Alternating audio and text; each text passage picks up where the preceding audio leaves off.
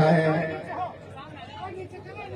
सबसे पहले जो मेरे को बाईसी की तरफ से ये पगड़ी बंधी है, मैं उसका शुक्रिया अदा करना चाहता हूं। मैं ये वादा करता हूं आप लोगों के सामने कि इंशाअल्लाह जब तक मैं जीऊंगा इस पगड़ी की इज्जत को कभी धूल नहीं होने दूंगा। मंच पे मेरे साथ बहुत साथ बैठे हैं, किसका नाम लूं किसका नहीं लूं, मैं यही कहूंगा सम्मानित मंच। मैं दो चौधरियों का सरपंच का जरूर नाम लूंगा, चौधरी आलम, चौधरी हुसैना और सरपंच फारूक। और इस सभा में आए मेरे बहुत ही क्या कहूं कर्मठ कार्यकर्ता और खासकर नौजवान मेरे साथी, सभी पत्रकारगण और मेरे पिता समान बुजुर्गों और प्यारे बच्चों। मेरे से पहले काफी वक्ताओं ने अपनी बातें रखी। आप लोगों को पता है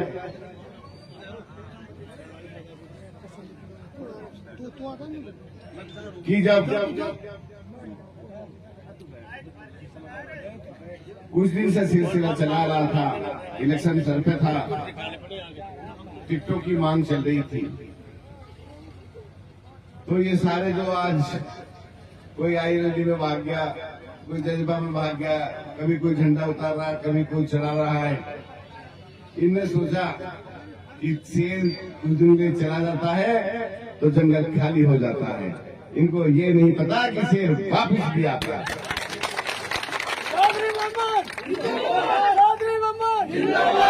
आप लोगों के सामने चौधरी भूपेंद्र सिंह हुड्डा ने, चौधरी दीपेंद्र जी ने और कांग्रेस के शीर्ष नेतृत्व ने, चाहे राहुल जी हों, चाहे खड़गे जी हों, चाहे सोनिया गांधी जी हों, चाहे वेणुगोपाल जी हों, चाहे हमारे प्रभारी दीपक बावरे जी हों, हमारे हरियाणा के अध्यक्ष चाहे उदय भान जी हों और कोई भी हो, उन्होंने मेरे पास दोबारा विश्वास जताया है।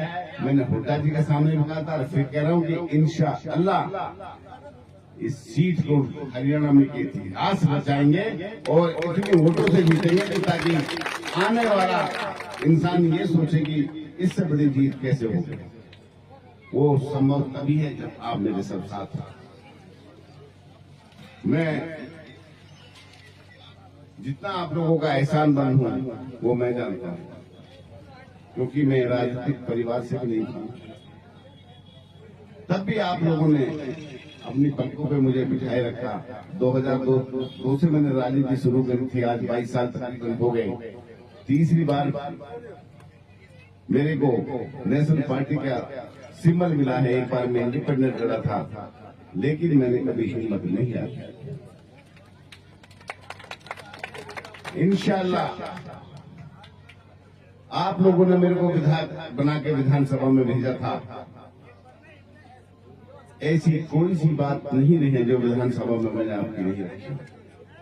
चाहे बिजली की बात हो, चाहे पानी की बात हो, चाहे नेशनल हाईवे 248 को 4 मार्गे बनाने की बात हो, चाहे अध्यापकों की बात हो, चाहे डॉक्टर्स की बात हो, चाहे स्वास्थ्य की बात हो, चाहे ट्रॉमा सेंटर की बात हो, चाहे स्टेट यूनिवर्सिटी की बात हो, चाहे मेवात कनाल की हो, चाहे बच्चों को रोजगार की बात हो, ऐसी कोई बात नहीं छोड़ी मैंने जो विधानसभा में आपके साथ साथ रहूं।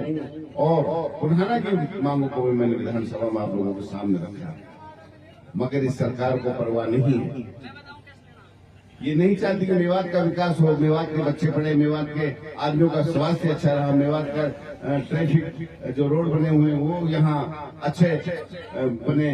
ये नहीं चाहती कोई बच्चा एक्सीडेंट ट्रॉमा सेंटर में उसको जल्दी ट्रीटमेंट मिलते हैं, ये सरकार नहीं चाहती। जो यहाँ के नेता हैं बीजेपी के, आप लोगों को पता है 10 साल से सरकार है, 10 साल से इसके साथ लगे हुए हैं। मेरे को एक बात कोई हाथ खड़ा करके बता दे कि इन्होंने कब मुख्यमंत्री के सामने ये बात रखी कि हमारे मेवात में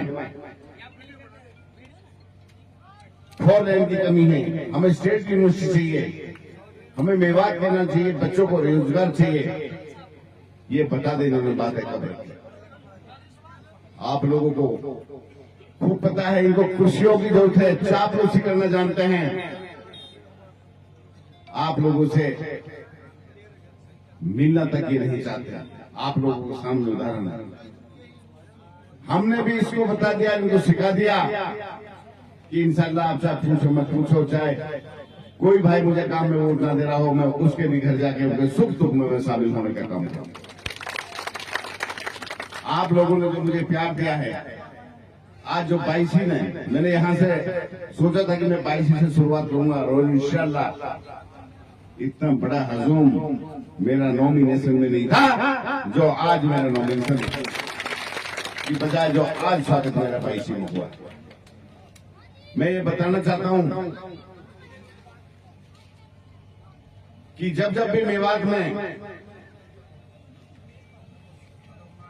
हमारे 36 भाई के बिरादरी को जो भाईचारा उसको पहचान बिगाड़ने की बात की है, तो तब तब हमारे यहाँ के नेताओं ने आवाजें उठाई। मैं राजनीति में नहीं था, मैं जब से सुनते आ रहा हूं। अब आप लोगों के सामने कुछ दिन पहले कुछ लोगों ने हमारे 36 बिरादरी के भाईचारे को खराब करने की कोशिश की थी, जिसमें हम तीनों विधायकों ने यहाँ के लोकल प्रशासन से मिले थे, मुख्यमंत्री से मिले थे और चंडीगढ़ के भी प्रशासन से मिले थे, लेकिन हमारी एक नहीं सुनी।